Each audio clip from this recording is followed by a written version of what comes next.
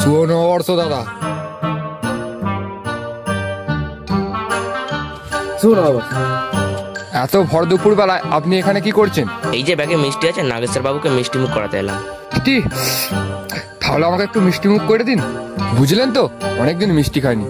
ও, মিষ্টি খাবেন? আগে বলবেন তো। একটা বড় থেকে হাঁ করুন তো। চোখ বুঝুন, চোখ বুঝুন।